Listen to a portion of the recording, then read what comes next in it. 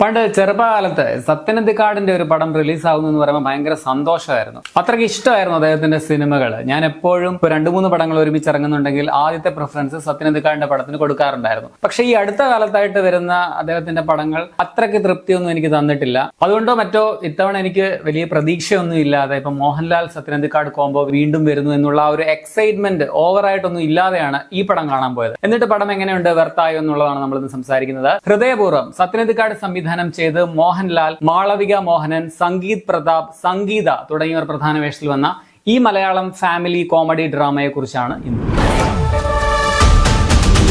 കേരളത്തിൽ ഒരു ചെറിയ ബിസിനസ് നടത്തി വന്നിരുന്ന സന്ദീപ് ബാലകൃഷ്ണന് ഒരു സർജറിയുമായിട്ട് ബന്ധപ്പെട്ട് പൂനെയിലുള്ള ഒരു മലയാളി കുടുംബവുമായിട്ടുണ്ടാകുന്ന ഒരു ഹൃദയബന്ധമാണ് ഹൃദയപൂർവ്വം പറയുന്നത്. ഒരു ഡീസന്റ് ഫാമിലി എന്റർടൈനർ ആണ് ഹൃദയപൂർവ്വം. വളരെ ലൈറ്റ് ഹാർട്ടഡ് ആയിട്ടുള്ള, ഇങ്ങനെ തലകുത്തിമറിഞ്ഞ് ചിരിക്കാനില്ല എങ്കിലും അത്യാവശ്യം നന്നായിട്ട് ചിരിക്കാനുള്ള നല്ല നർമ്മ മുഹൂർത്തങ്ങളുള്ള കുടുംബ പ്രേക്ഷകർക്ക് ഇഷ്ടമാകുന്ന ഒരു സിനിമയാണെന്ന് പറയാം. പതിവ് സത്യനന്ദിക്കാടിന്റെ സ്റ്റൈലൊക്കെ ഉണ്ടെങ്കിൽ കൂടിയും കുറച്ചൊന്ന് ഡിഫറെന്റ് ആകാനുള്ള ശ്രമം അദ്ദേഹത്തിന്റെ ഭാഗത്തുനിന്ന് ഉണ്ടായിട്ടുണ്ടെന്നാണ് എനിക്ക് തോന്നുന്നത്. ഇപ്പൊ ലാസ്റ്റ് വന്ന മകൾ ഒരു പക്കാ പുള്ളിയുടെ സ്ഥിരം റൂട്ട് പടമായിരുന്നു. പക്ഷെ ഇവിടെ കുറച്ച് ചെറിയ അപ്ഡേഷൻസ് ഒക്കെ ഫീൽ ചെയ്തിട്ടുണ്ടായിരുന്നു. കുറച്ചുകൂടി എനിക്ക് തോന്നുന്നു അദ്ദേഹത്തിന്റെ മക്കൾ എടുക്കുന്ന സിനിമകളുടെ ഒരു വൈബാണ് ഈ സിനിമ തന്നത്. സോ പേഴ്സണലി എനിക്ക് ഈ പടം വർക്കായി. പിന്നെ ഒരു വലിയ വ്യത്യാസം എന്താണെന്ന് വെച്ചാൽ, സാധാരണ സത്യനന്ദിക്കാട് പടങ്ങളിലെ പോലെ ചെറിയ രീതിയിലാണെങ്കിലും അല്ലെങ്കിൽ ഇൻഡയറക്റ്റ് ആണെങ്കിലും അങ്ങനെ വലിയ ഉപദേശങ്ങളോ ജീവിതം പഠിപ്പിക്കലോ ഒന്നും ഓവറായിട്ട് ഈ പടത്തിലില്ല. ലൈഫ് എന്ന് പറയുന്ന ഒരു ഗോയിങ് വിത്ത് ദ ഫ്ലോ എന്നൊരു രീതിയിലാണ് ഈ പടം പറയുന്നത്. അത് നൈസായിട്ടുണ്ടായിരുന്നു. സന്ദീപ് ബാലകൃഷ്ണൻ എന്ന കഥാപാത്രമായിട്ട് മോഹൻലാലിന്റെ എല്ലാ ഹിറ്റ് മാനറിസങ്ങളും ഉള്ള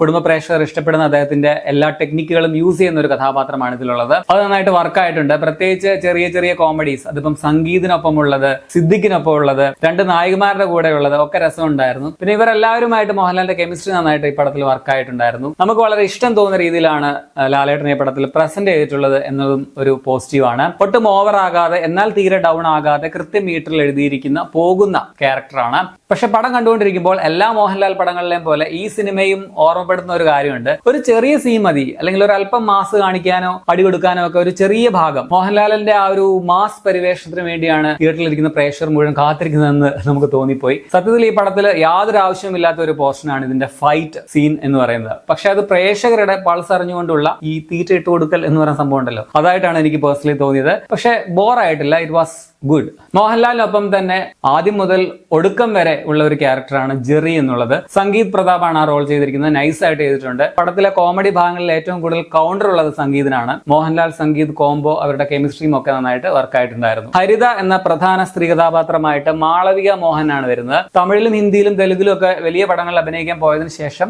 മാതൃഭാഷയിലേക്കുള്ള മാളവികയുടെ ഒരു മടങ്ങിവരവാണെന്ന് പറയാം. നൈസായിട്ട് റോൾ ചെയ്തിട്ടുണ്ട്. പ്രധാന പ്ലസ് പോയിന്റ് സ്വന്തം ശബ്ദമാണ് യൂസ് ചെയ്തിരിക്കുന്നത് എന്നുള്ളതാണ്. അങ്ങനെയാണ് എനിക്ക് തോന്നുന്നത്. അതൊരു വലിയ ഹൈലൈറ്റ് ആണ്. ഇനി അതല്ല ഡബ്ബിംഗ് ആരെങ്കിലും ചെയ്താണെങ്കിൽ കൂടി അത് വളരെ നാച്ചുറൽ ആൻഡ് കിടു ഡബ്ബിംഗ് ആയിരുന്നു കേട്ടോ. മറ്റൊരു പ്രധാന സ്ത്രീ കഥാപാത്രം സംഗീത അവതരിപ്പിക്കുന്ന ദേവികയാണ്. തിരിച്ചുവരവിൽ എനിക്ക് തോന്നുന്നു സംഗീതയുടെ ഏറ്റവും മികച്ച റോൾ ഈ പടത്തിലേതാണെന്ന് തോന്നുന്നു ഇതുവരെ ഉള്ളതിൽ. ചില കോമഡി മൊമെന്റ്സ് ഒക്കെ ലാലേട്ടനുമായിട്ടുള്ള നന്നായിട്ട് വന്നിട്ടുണ്ടായിരുന്നു. ഭാഗ്യലക്ഷ്മിയാണ് ശബ്ദം കൊടുത്തിരിക്കുന്നത്. സാധാരണ അടുത്തിടെയായിട്ട് ഭാഗ്യലക്ഷ്മി ശബ്ദം കൊടുക്കുമ്പോൾ ഇപ്പോൾ ആർക്കും അങ്ങനെ ചേരുന്നില്ല. ഒരു ഏച്ച് കെട്ടിയതായിട്ട് ഫീൽ ചെയ്യാറുണ്ട്, അത്രയ്ക്കും അവരുടെ ശബ്ദം പോപ്പുലർ ആയതുകൊണ്ട്. പക്ഷെ ഇതിൽ പെർഫെക്റ്റ് മാച്ച് ആയിട്ടാണ് എനിക്ക് ഫീൽ ചെയ്തത്. പണ്ടുള്ളവരിൽ സത്യനന്ദിക്കാടിന്റെ സ്ഥിരം കാസ്റ്റിൽ ഇത്തവണ വന്നിട്ടുള്ളത് മോഹൻലാലിനെ കൂടാതെ സിദ്ദിഖ്, ലാലു അലക്സ്, ജനാർദ്ദനൻ, സബിത ആനന്ദ് എന്നിവരാണ്. എല്ലാവരും നന്നായിട്ടുണ്ടായിരുന്നു. പ്രത്യേകിച്ച് ലാലു അലക്സും സിദ്ദിഖും എടുത്തു നിൽക്കുന്നുണ്ട്. പിന്നെ മോഹൻലാലിന്റെ കിച്ചണിലെ പയ്യനായിട്ട് വന്ന നടൻ, എനിക്ക് പുള്ളിയുടെ പേരറിയില്ല, മച്ചാൻ പൊളിയായിരുന്നു. നിഷാന്റെ ക്യാരക്ടർ എനിക്ക് പേഴ്സണലി അത്രയ്ക്ക് ഇഷ്ടപ്പെട്ടില്ല. വളരെ ക്ലീഷേ ആയിട്ടാണ് തോന്നിയത്. ബാബുരാജ്, അരുൺ പ്രദീപ്, ജയാക്കുറുപ്പ്, സൗമ്യ തുടങ്ങിയവരും പടത്തിലുണ്ട്. ഒപ്പം ഈ പടത്തിൽ കുറച്ച് ക്യാമിയോ റോൾസ് വരുന്നുണ്ട്. അത് ആരൊക്കെയാണെന്ന് എല്ലാവരും ഇപ്പോൾ ഓൾറെഡി അറിഞ്ഞിട്ടുണ്ടാവും. അവരെ എല്ലാവരും പ്ലേസ് ചെയ്തിരിക്കുന്ന വിധവും നൈസ് ആയിട്ടുണ്ടായിരുന്നു. അനു മൂത്തേടത്തിന്റെ ക്യാമറ, കെ രാജഗോപാലിന്റെ എഡിറ്റിംഗ് ഒക്കെ സ്റ്റാൻഡേർഡ് ലെവലായിട്ടാണ് തോന്നിയത്. ജസ്റ്റിൻ പ്രഭാകരന്റെ മ്യൂസിക്കും ഒക്കെ ആയിരുന്നു. പ്രത്യേകിച്ച് വെൺമതി എന്ന പാട്ട് രസമുണ്ടായിരുന്നു. മലയാളത്തിൽ ആദ്യമായിട്ടാണെന്ന് തോന്നുന്നു പ്രശസ്ത ഹിന്ദി തമിഴ് ഗായിക മധുശ്രീം ഒരു പാട്ട് പാടിയിട്ടുണ്ട്. ഇനി നെഗറ്റീവ്സ് പറയുകയാണെങ്കിൽ ഒരു വലിയ സ്ട്രോങ് ഇമോഷണൽ കണക്ഷൻ ഒന്നും കഥയിലോ സിനിമയിലോ ഇല്ല എന്നുള്ളതാണ്. അഭിനയിച്ചിരിക്കുന്ന താരങ്ങളുടെ പെർഫോമൻസ് ഒക്കെ കൊണ്ട് പലരുടെയും ബാക്ക് സ്റ്റോറിയും ഇമോഷണൽ ആയിട്ട് പറയുന്ന കാര്യങ്ങളും ഒക്കെ ഇമോഷണൽ ആയിട്ട് പറയുന്നുണ്ടെങ്കിലും നമുക്കൊരു വലിയ ഹൃദയത്തിൽ തട്ടും വിധം ഫീൽ ഒന്നും ഉണ്ടാകുന്നില്ല. അതൊരു പോരായ്മയായിട്ട് തോന്നി. അതുപോലെ തന്നെ കഥ വളരെ പ്രഡിക്റ്റബിൾ ആയിട്ടാണ് എനിക്ക് ഫീൽ ചെയ്തത്. എന്താണ് സംഭവിക്കാൻ പോകുന്നതൊക്കെ നമുക്ക് നേരത്തെ തന്നെ മനസ്സിലാക്കാൻ പറ്റും. പിന്നെ ഒരു എലൈറ്റ് ക്ലാസ് സ്റ്റോറിയാണ്, അത്ര റൂട്ടഡ് ആയിട്ടുള്ള കഥയായിട്ടൊന്നും എനിക്ക് തോന്നിയില്ല.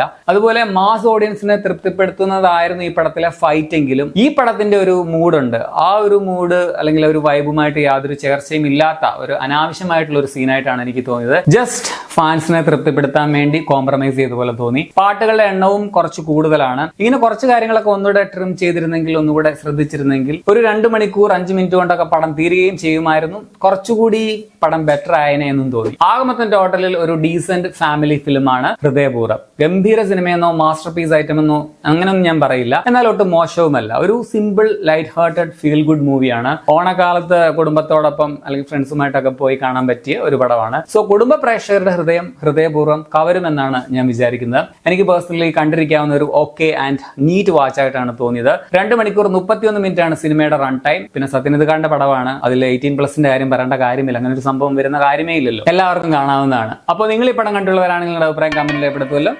ശരി.